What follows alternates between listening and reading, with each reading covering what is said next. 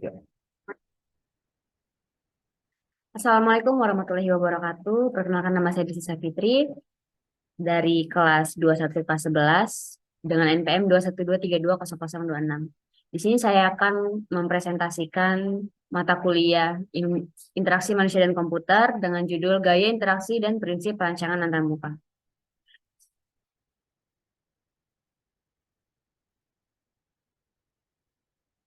Yang pertama, ada macam-macam gaya interaksi.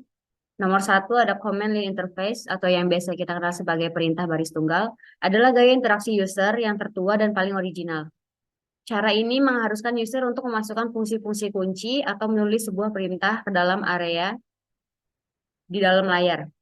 Kelebihannya, perintah diketikkan langsung pada sistem, misal terminal konsol atau Linux, Unix, command prompt bisa diterapkan pada terminal yang murah. Kombinasi perintah bisa dilakukan, misal copy file dan rename nama file. Kekurangannya adalah perintah harus dipelajari dan diingat cara penggunaannya. Tidak cocok untuk user biasa, kesalahan pakai perintah sering terjadi. Perlu ada sistem pemulihan kesalahan. Di sini juga diperlukan kemampuan magnetik. Contoh Unix, Linux, Terminal Console, dan Command Prompt. Dan ini adalah contoh gambarnya. Lanjut yang berikutnya ada menu. Menu merupakan daftar perintah-perintah suatu perangkat lunak atau program yang apabila dieksekusi akan menjalankan suatu perintah tertentu dari aplikasi. Menu digunakan sebagai alternatif dan antarmuka baris perintah. Kelebihannya yaitu user tidak perlu mengingatkan nama perintah, pengetikan minimal, dan kesalahannya rendah. Kekurangannya adalah tidak adanya logika N atau OR, perlu adanya struktur menu jika banyak pilihan. Menu dianggap lambat oleh user yang sudah berpengalaman dibandingkan dengan command language. Di bawah ini merupakan contoh gambar dari menu Linux dan Windows 8. Lanjut yang berikutnya ada natural language. Natural language atau dalam bahasa Indonesianya berarti bahasa alam merupakan cabang ilmu komputer dan linguistik yang mengkaji interaksi atau komputer dengan bahasa alami manusia. Kelebihannya adalah cepat, efisien, tepat, ringkas, fleksibel, user aktif, dan menarik. Kekurangannya adalah membutuhkan latihan lama, memerlukan penggunaan yang teratur, beban memori tinggi, penanganan kesalahan kurang baik. Masalah yang muncul dalam interaksi dalam bentuk natural language adalah tidak jelas atau samar, dapat mempunyai lebih dari satu arti, sulit dalam perancangannya, tidak efisien.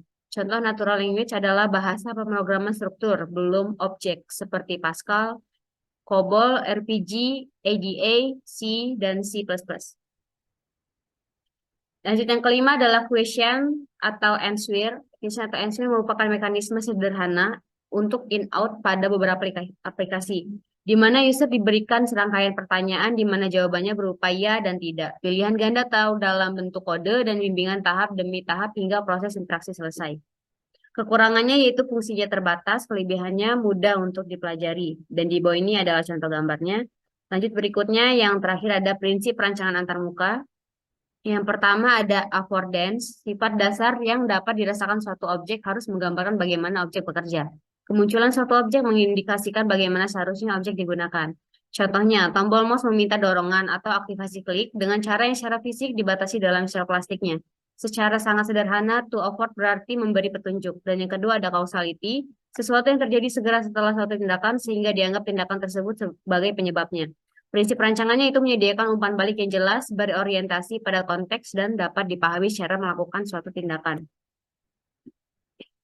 Yang ketiga, visible constraints atau batasan adalah batasan secara visual. Dengan melihat user akan tahu batasan tindakan, kemampuan, fasilitas, fungsi dari aplikasi yang digunakannya.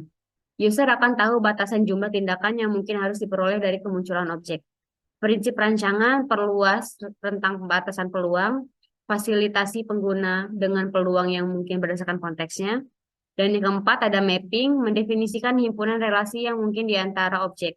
Prinsip rancangannya adalah membuat relasi alami antar objek dapat terlihat mengelompokkan dan mengorganisasi objek yang berhubungan dalam containers atau mempunyai label. Di sini ada contoh prinsip rancangan antarmuka, di sini ada kasus pada gunting dan arloji. Yang pertama kasus pada gunting yaitu affordance, dua lubang untuk menyisipkan jari, constraints, lubang besar untuk beberapa jari, lubang kecil untuk ibu jari, mapping di antara kedua lubang terlihat hubungan dengan jari mana yang harus dimasukkan. Positive transfer dan cultural idioms, mekanismenya tetap telah dipelajari saat muda. Model konseptual mempunyai implikasi yang jelas tentang bagaimana cara kerjanya. Dan contoh yang kedua ada arloji. Affordance-nya 4 tombol tekan, tetapi tidak jelas untuk apa. Contrast dan mapping tidak diketahui, tidak ada relasi yang dapat dilihat antar objek, kemungkinan tindakan dan hasilnya akhir. Transfer of learning, relasi dengan jam analog kecil, virtual idioms, kontrol dan fungsi sudah mengikuti standar tetapi masih variatif. Dan yang terakhir ada model konseptual harus dipikir terlebih dahulu. Dan ini adalah daftar pustaka. Baiklah teman-teman, segitu saja presentasi dari saya. Saya akhiri. Wassalamualaikum warahmatullahi